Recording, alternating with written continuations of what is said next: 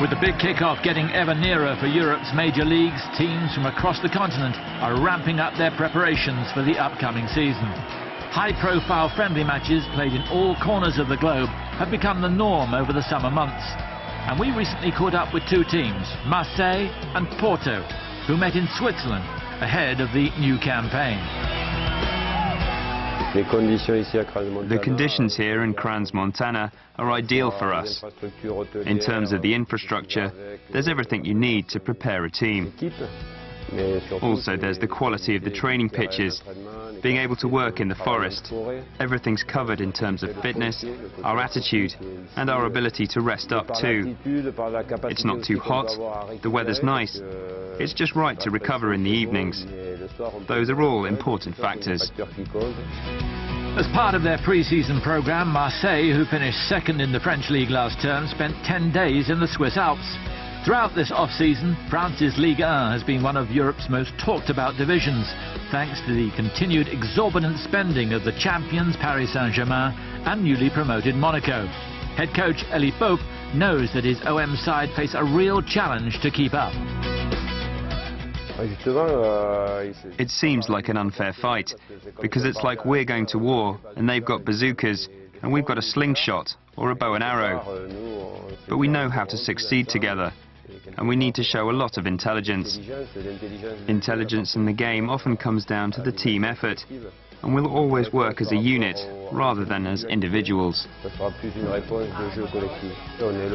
We're Marseille, and we need to finish in the top three.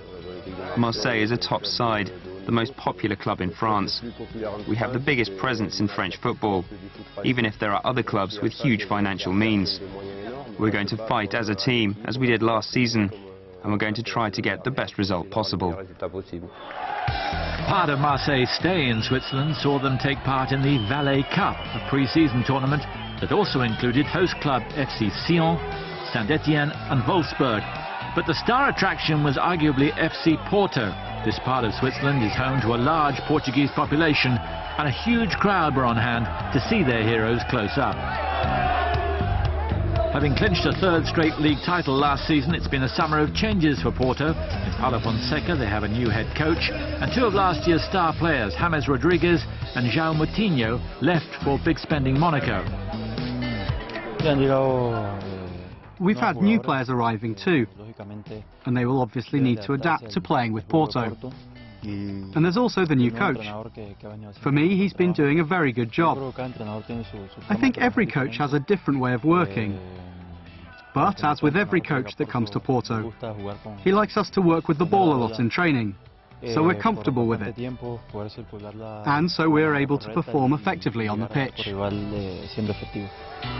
Like Marseille, Porto know that only domestic success and a strong European challenge will be enough to satisfy a fan base that's become accustomed to winning. Colombian striker Jackson Martinez was the top scorer in Portugal last season. I think the expectations are firstly to be the league champions once more. And on a personal level, I'd like the opportunity to do well again. And in the Champions League, I'd like to go as far as possible, to go further than we did in it last season. And for me, I want to make history in the Champions League too. With both sides fielding fairly strong 11s, it was Marseille who started the game on the offensive, the Ayew brothers combining for the first clear-cut chance. But it was Porto who took the lead shortly before half-time. Russian winger Marat Ismailov on hand to make it 1-0.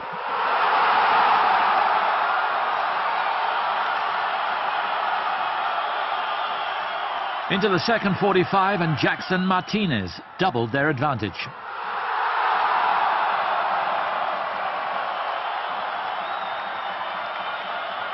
With Marseille down to 10 men, Porto began to dominate, and Argentine youngster Juan Manuel Iturbe's long-range strike completed the scoring.